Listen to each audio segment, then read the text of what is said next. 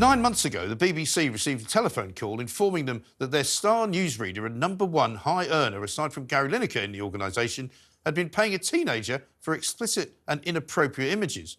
The phone call started a chain of events which ended today and has proven to be yet another nail in the coffin of our once proud national broadcaster, now a shadow of its former self and a pale imitation of what it was once set up to be. Huw Edwards was regarded as the jewel in the crown of BBC News, but the telephone call revealed that he had been leading a bizarre double life, seeking thrills with the troubled teenager in question and possibly others as well. Indeed, it transpired that Edwards had paid £35,000 for sexual images from the teenager over 3 years. But the BBC didn't act on the allegations at the time.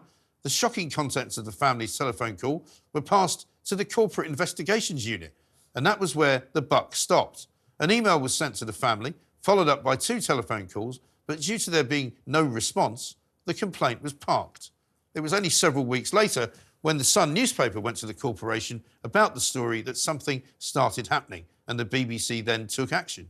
Today, a BBC report into the incident has concluded that there were, in their words, shortcomings in the way the complaint was dealt with.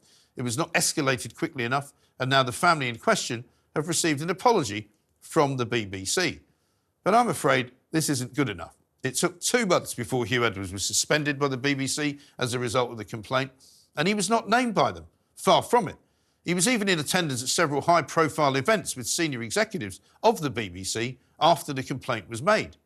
And he was only identified as the man at the centre of the scandal when his own wife outed him publicly, claiming that he was suffering from serious mental health issues. Edwards has not returned to work since and is understood to still be on full pay. In the meantime, the BBC has been at the centre of several storms, not least accusations of anti-Israel bias in the way that it's covering the war on Hamas, which it still refuses to call a terrorist organisation. Also accusations of pursuing vulnerable people through the courts for non-payment of a TV licence. And just this week, deliberately insisting on calling a sick, violent trans killer a woman.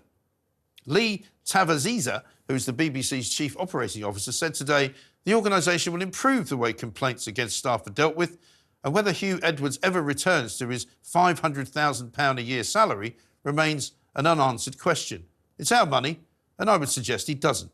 And by the way, Ms Tavaziva used to run customer relations at British Gas. Now she's on £417 grand a year at the BBC. Well, isn't life grand?